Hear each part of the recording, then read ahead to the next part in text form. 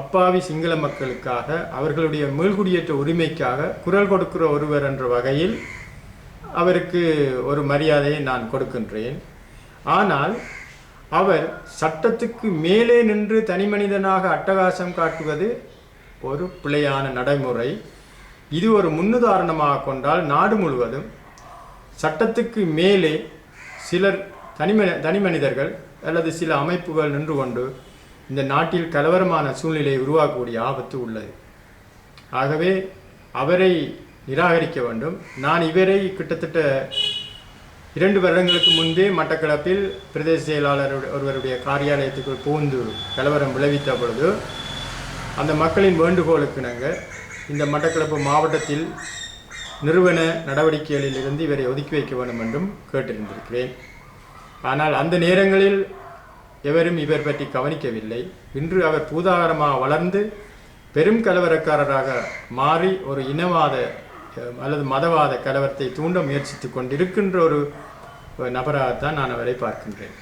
நீண்ட காலமாக மட்டக்களப்பிலே போலீசாரனுடைய பாதுகாப்பிலேயே அந்த நபர் இங்கு மங்களராமா விகாரையில் வாழ்ந்து வந்தவர்.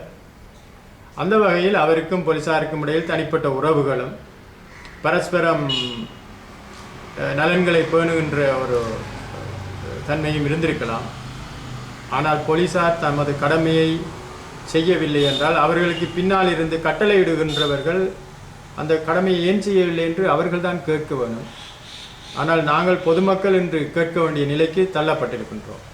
இங்கு போலீஸ் திணைக்களம் உறங்கிக் கொண்டிருக்கிறதா என்று நாங்கள் கேள்வி கேட்க வேண்டியிருக்கிறது. இருப்பினும் போலீஸ் ஆணைக்குழுக்கள் நியமிக்கப்பட்டிருக்கின்றன.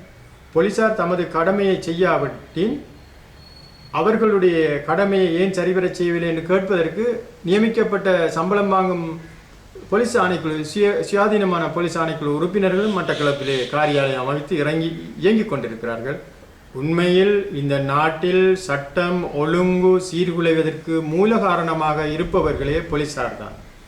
போலீசார் அரசியல்வாதிகளிலும் பணக்காரர்களினதும் செல்வாக்குக்கு உட்பட்டவர்களாகவும் அவர்களுடைய ஏவல்காரர்களாகவும் நாட்டின் சட்டத்தை தங்களுக்கு விரும்பிய வகையில் மக்களுக்கு எதிராக மக்களுடைய பொது நலன்களுக்கு எதிராக பயன்படுத்துபவர்களாகவும் காணப்பட்டு வருகின்றார்கள். இன்றும் அந்த நிலைமை நீடித்து கொண்டிருக்கிறது. ஆகவே நல்லாட்சி என்பதனுடைய உண்மையாக நல்லாட்சி என்பதனுடைய அர்த்தம் அடிமட்டத்தில் இருக்கின்ற மக்கள் தங்களது பிரதிநிதிகளை சுதந்திரமாகவும் சுயேட்சையாகவும் தெரிவு செய்து அந்த மக்கள் தலைவர்களூடாக இடைமட்டம் தேசிய உயர்மட்டங்களில் பொருத்தமான தீர்வுகளை தங்களுடைய அடிமட்டத்து பிரச்சனைகளை கண்டுபிடிப்பதற்காக ஏற்படுத்தப்படுகின்ற ஒரு பொறிமுறை செயல்முறை. ஆனால் ஜனநாயக ஆட்சி நல்லாட்சி என்று கூறிக்கொண்டு வந்த இந்த அரசாங்கத்திலே தற்பொழுது 2 வருடங்களுக்கு மேலாக கூட வடக்கு கிழக்கிலே உள்ளூராட்சி தேர்தல்கள் இடம்பெறாமல் ஒரு சர்வாதிகாரத்தனமான போலீசாரின் ஆட்சியும் சிவில் அரசாங்க அதிகாரிகளின் ஆட்சியும் நிலவி வருவதை நாங்கள் காணக்கூடியதாக இருக்கின்றது. ஆகவே நல்லாட்சி என்பதன் அர்த்தம் என்ன என்று கேட்க வேண்டிய நிலைக்கு இன்றைக்கு சிவில் சமூக தலைவர்களாகிய நாங்கள் தள்ளப்பட்டிருக்கிறோம்.